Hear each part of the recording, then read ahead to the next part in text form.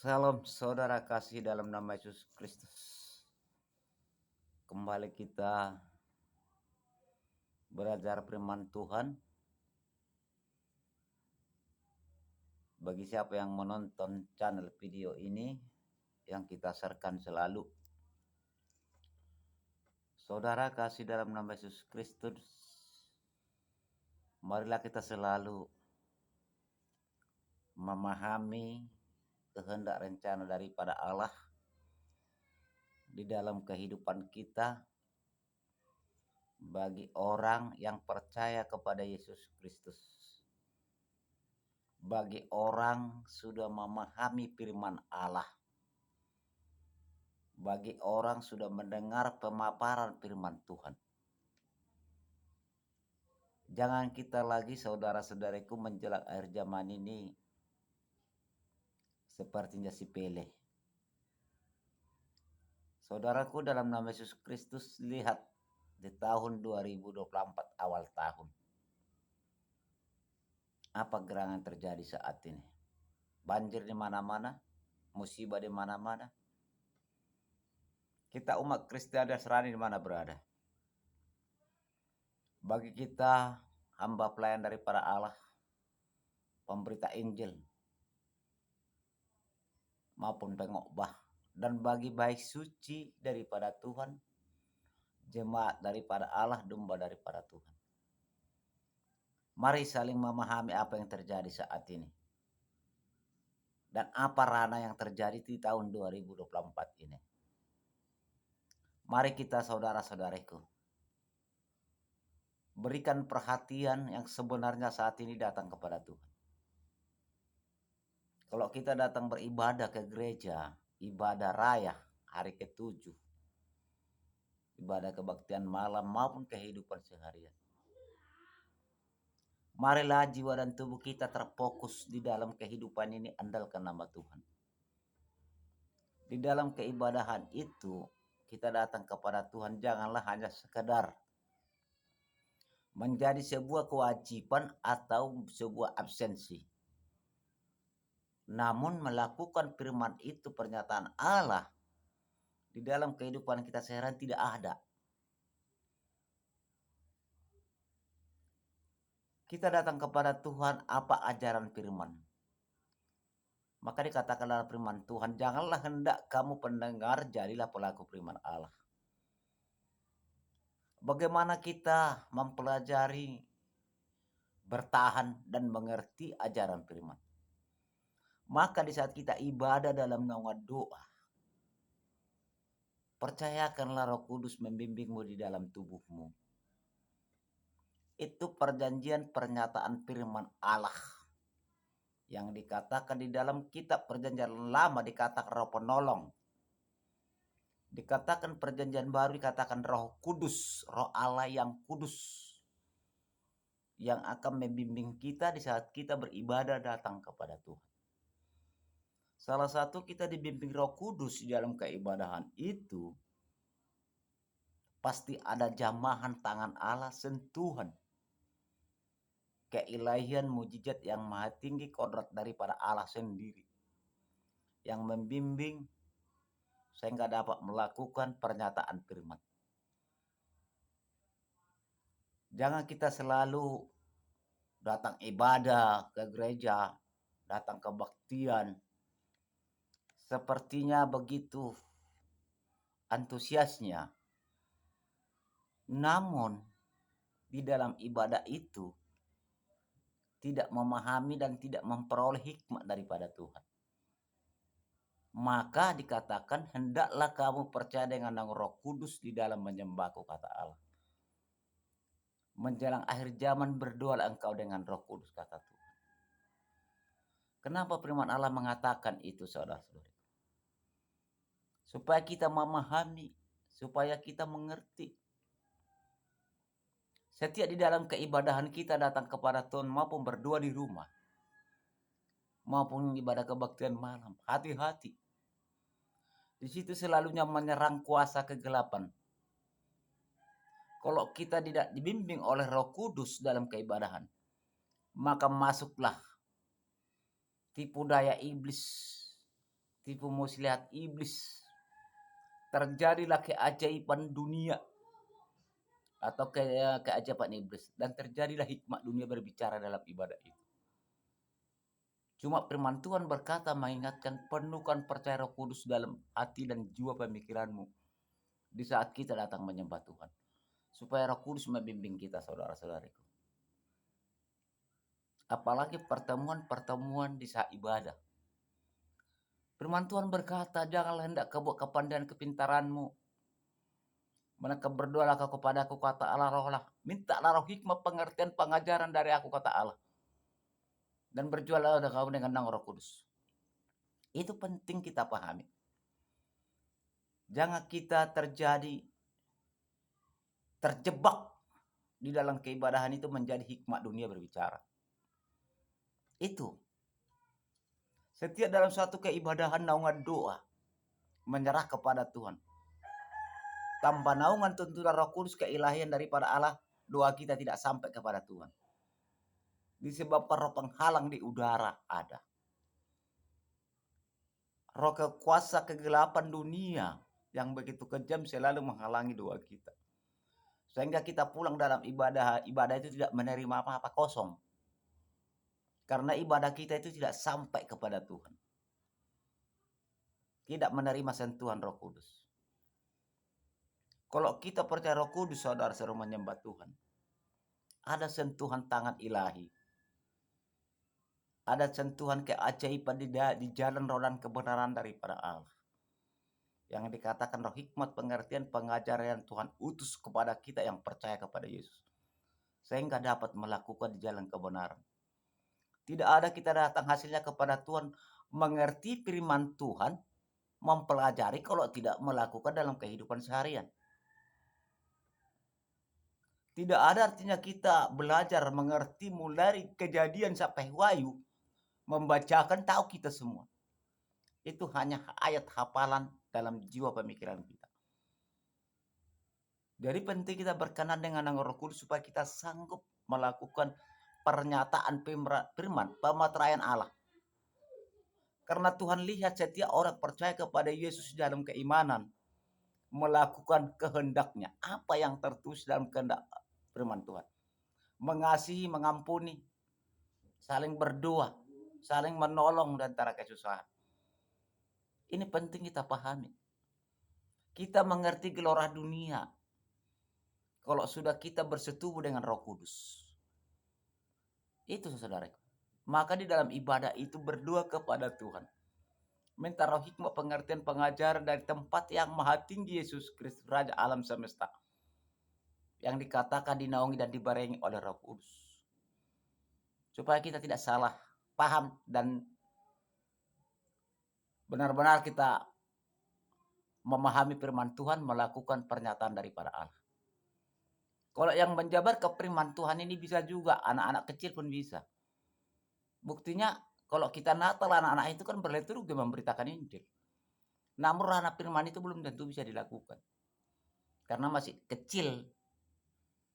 Jadi bagi kita sudah dewasa memahami kebenaran Tuhan, mari dong kita lakukan pernyataan firman dalam keseharian kehidupan kita. Jangan lagi ada yang bersifat melesengi, ada lagi bersungut-sungut. Kalau kita ada melekat Roh Kudus, kita nggak mau itu mengatakan itu kepada orang. Apapun kesalahan-kesalahan dan apapun dia lakukan dalam hidupnya, pelanggaran dalam Tuhan.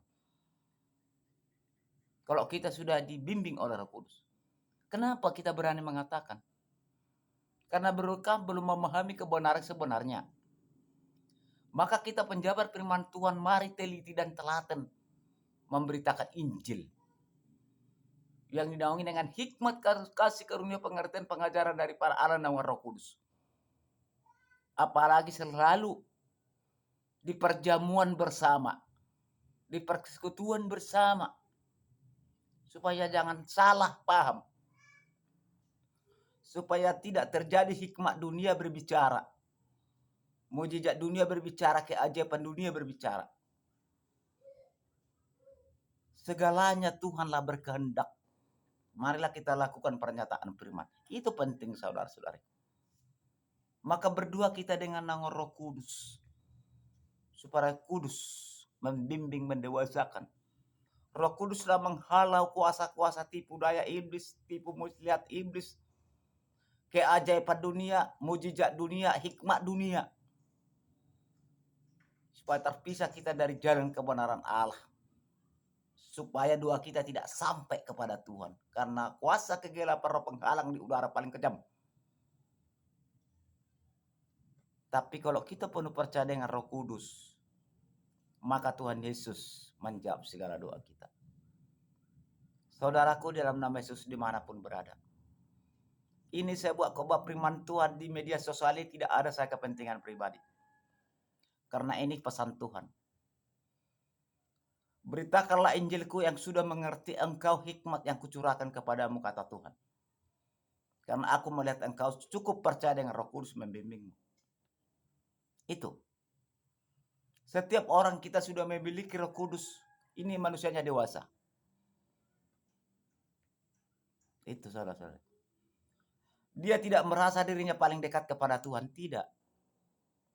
Tapi mengerti hikmat Allah. Mengerti, memahami, memperhatikan gelora dunia. Mengerti dia apa teguran Tuhan.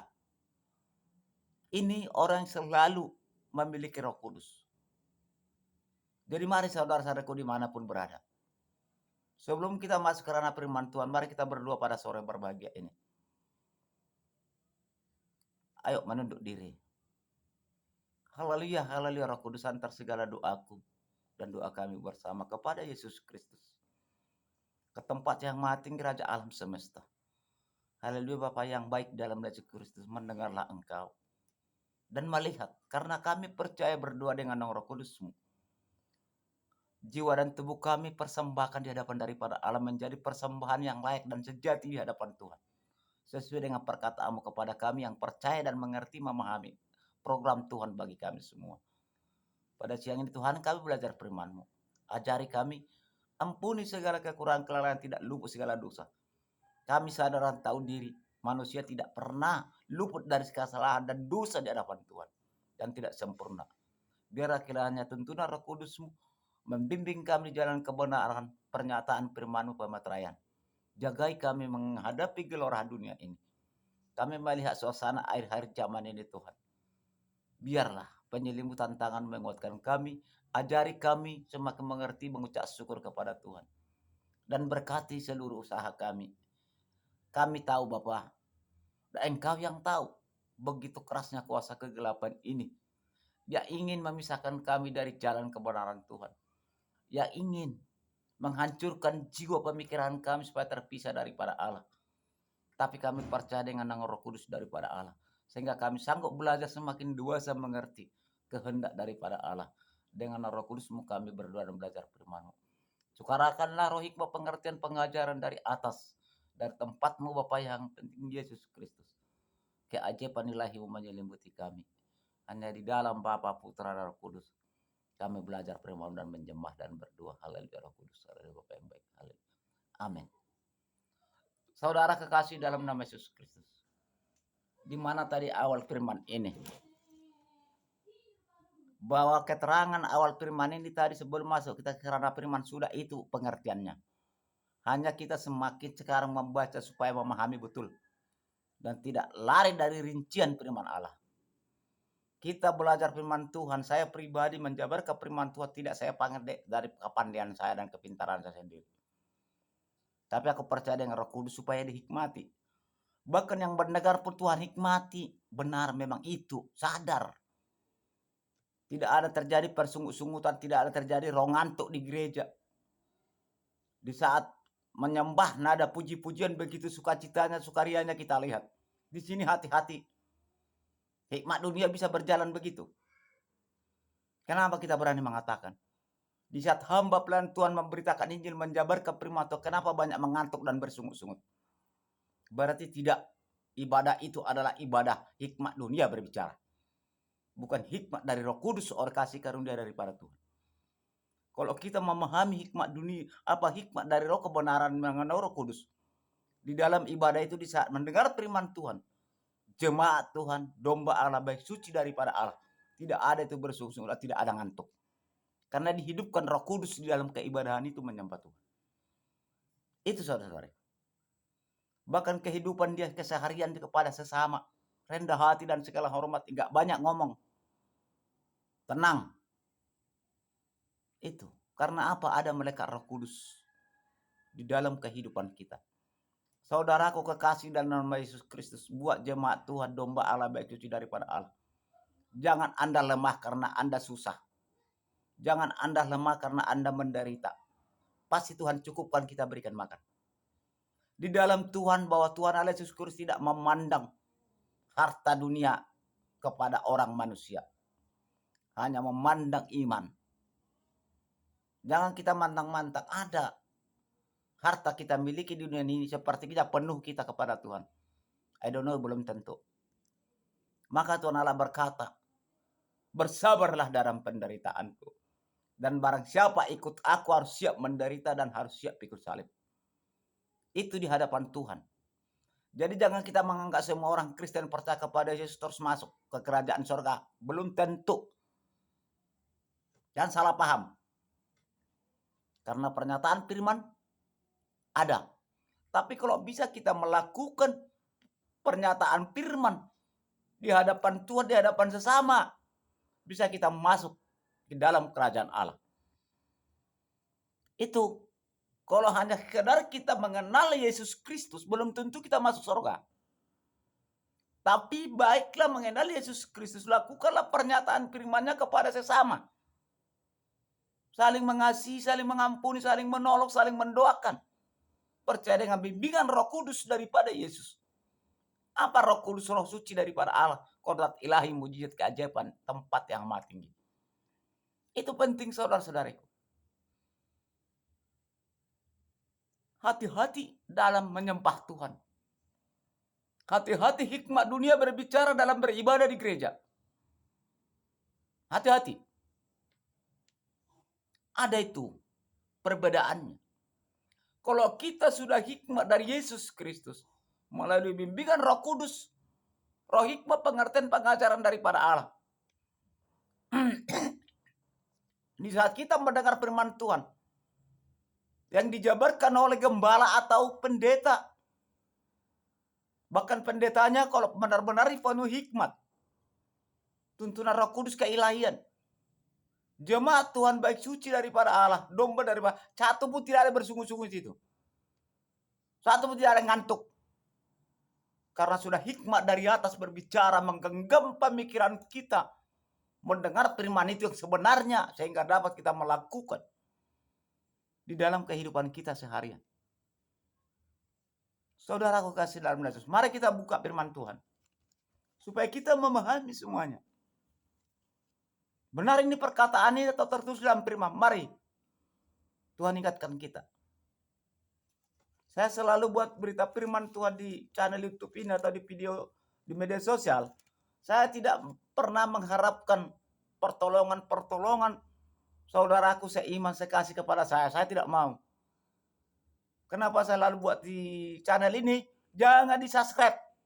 Saya nggak mau subscribe. Sebab saya bukan mengobrol firman, bukan menjual firman. Saya memberitakan Injil.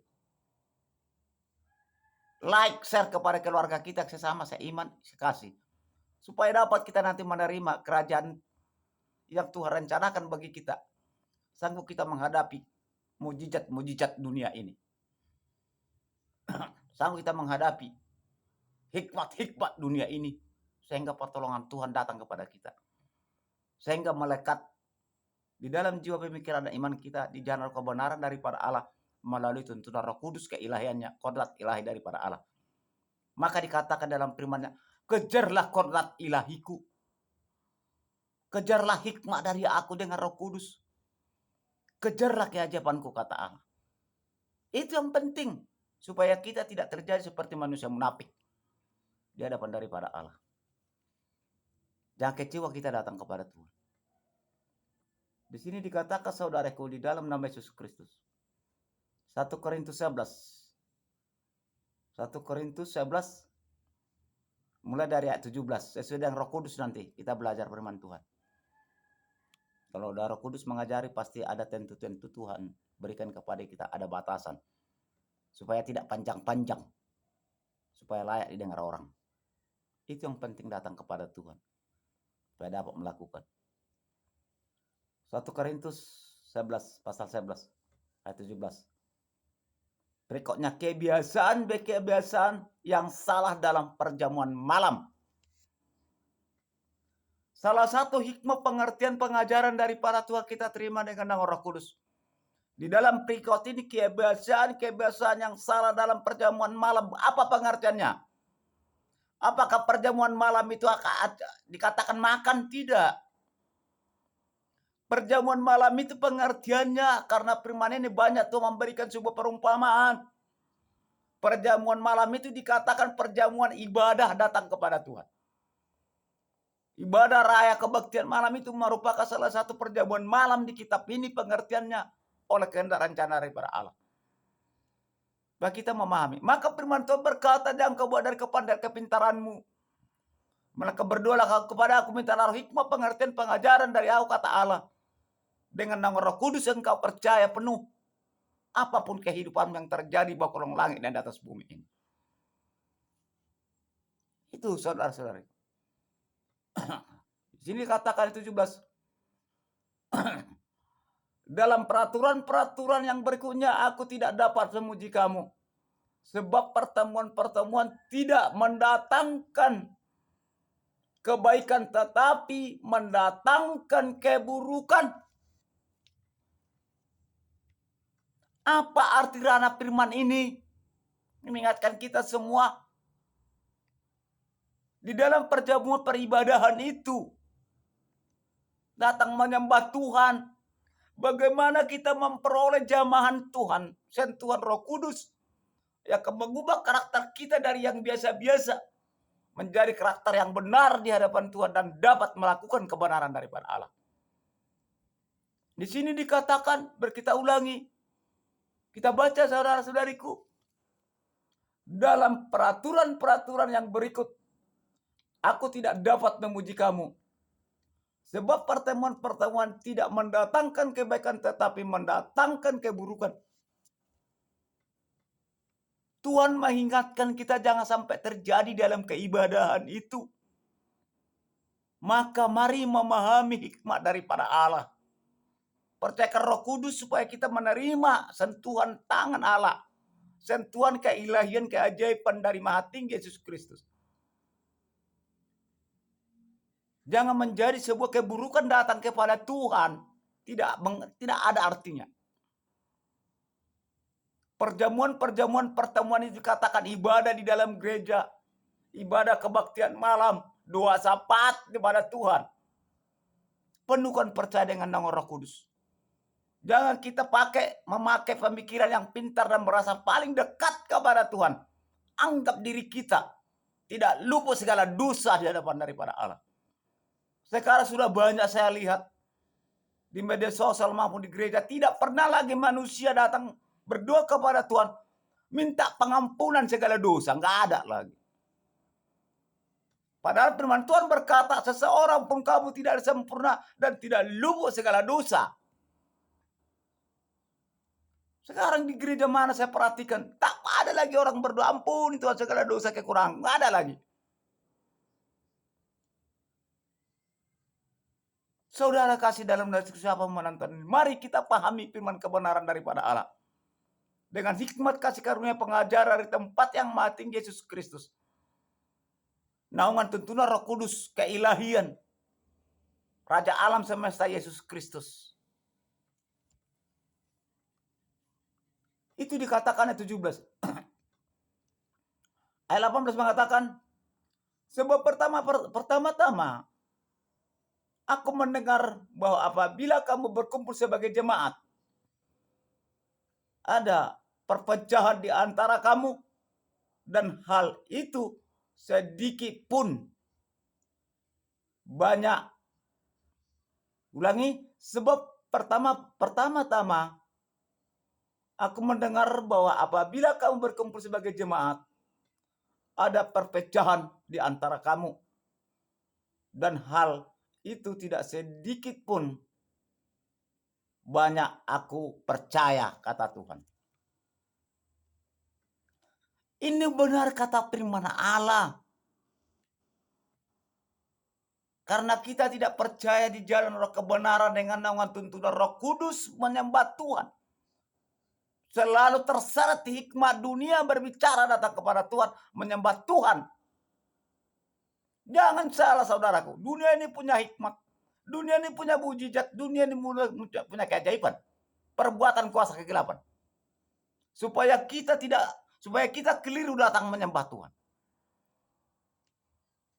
Maka Tuhan Allah berkata, percayakan Roh Kudus membimbingmu. Di saat kita menyembah Tuhan, percayakan Roh Kudus membimbing kita. Dan berdoalah kita dengan Roh Kudus, persembahkanlah jiwa dan tubuhmu menjadi persembahan yang sejati di hadapan daripada Allah. Menyembah Tuhan bukan harus nilai mata uang. Nilai mata uang itu tahap kedua untuk operasional gereja. Kalau persembahan yang benar sejati yang Tuhan inginkanlah jiwa dan tubuh kita. Karena firman Tuhan berkata, sadarkah engkau anak-anakku, bahwa engkau adalah bait suciku, bahwa tubuhmu adalah baitku, kata Allah. Bahwa kamu adalah lembaku, jemaatku, kata Tuhan.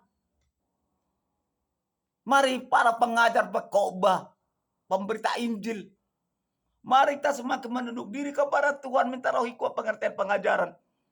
Jauhkan dari kepandaian kepintaran kita, datang kepada Tuhan. Berdoalah kepada Tuhan. Supaya hikmat daripada Allah terurah bagi kita benar-benar mengerti. Kenapa kita mengatakan hal terjadi? Terkadang kita ibadah di gereja, kebaktian malam. Sewaktu puji-pujian MC begitu penuh sukacita. Apakah sukacita dari Allah atau sukacita hikmat dunia? Kenapa kita berani mengatakan di saat hamba menjabarkan, memberitakan Injil kebenaran Allah, banyak ngantuk, banyak bersungut-sungut. Apalagi agak lama disampaikan. Apakah itu hikmat daripada Allah atau hikmat dunia berbicara? Saudaraku seiman sekasih sepadan yang percaya kepada Yesus Kristus. Mari kita pahami melakukan ini. Supaya Tuhan pagari kita, selimuti kita di saat kita datang kepada Tuhan. Supaya kuasa kegelapan itu tidak masuk meraung-raung. Untuk menghancurkan pemikiran kita, manipulasi pemikiran kita supaya terpisah dari jalan kebenaran daripada Allah. Tetapi kalau kita dibimbing dengan di jalan roh dan kebenaran oleh tuntunan Roh Kudus keilahian, kita nggak mengantuk itu dan tidak bersungut-sungut. Dengan penuh memakai hikmat daripada Allah sendiri. Sehingga kita pulang dari ibadah mendapatkan ranah Tuhan. Maka percayakan Roh Kudus bisa menyembah Tuhan.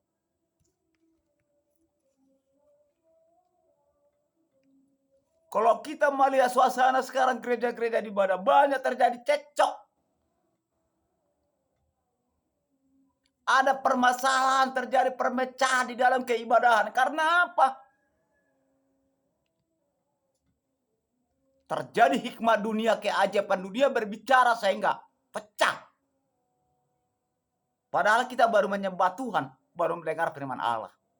Dikarenakan apa? Di dalam keibadahan ini adalah hikmat dunia berbicara. Bukan hikmat Roh Kudus dari Yesus. Bukan keajaiban Allah sendiri yang menuntun kita datang kepada Tuhan. Maka kita berdoa kepada Tuhan, ibadah minta roh hikmat pengertian pengajaran dengan tuntunan Roh Kudus. Roh Kudus telah mengajari kita sadar bahwa kita dituntun Roh Kudus dan mengaku dosa kita di hadapan Tuhan dan tubuh kita persembahkan. Sekarang sudah jarang manusia berdoa kepada Tuhan mengatakan dirinya, ampuni Tuhan segala dosa dan dosaku.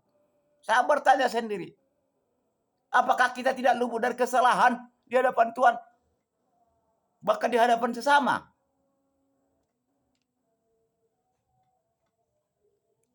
Ini saudara-saudara firman Tuhan mengatakan. Karena di sini sudah ada kebiasaan yang salah satu dalam perjamuan malam. Pengertian perjamuan malam itu peribadahan datang kepada Tuhan. Sesuai dengan kronologis ayat 17 sampai 18. Coba kita pahami. Mengenal kebenaran daripada Allah. Mengerti kebenaran daripada Tuhan bukan karena kita sekolah tinggi. Karena Tuhan sanggup menghikmati manusia. Tuhan sanggup memberikan kuasa kepada manusia. Tetapi belajarlah dalam firman Tuhan dengan naungan bimbingan tuntunan Roh Kudus. Terjadi jamahan daripada Allah. Belajar kita mengejar kodrat ilahi. Sentuhan Roh Kudus ada. Sehingga kita mampu berjalan mengejar pengharapan.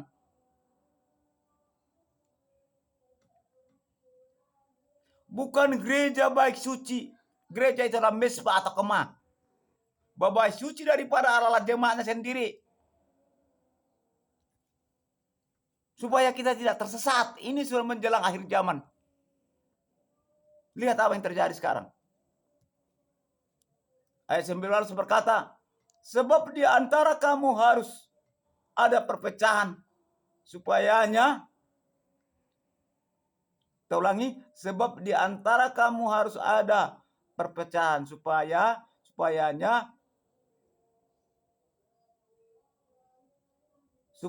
nyata nanti siapakah di antara kamu yang tahan uji. Kita ulangi sekali lagi. Sebab di antara kamu harus ada perpecahan supaya nyata nanti siapa di antara kamu yang tahan uji. Di sini.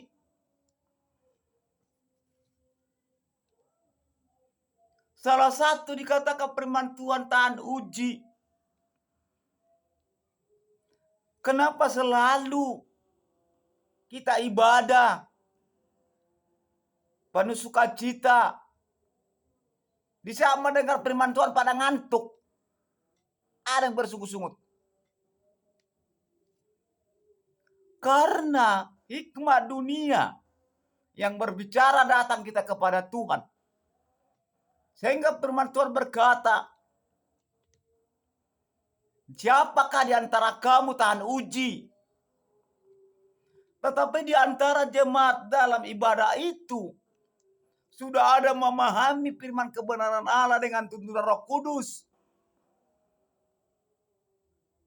Sehingga dia menerangkan kepada orang-orang sesama dia. Sehingga timbul perpecahan.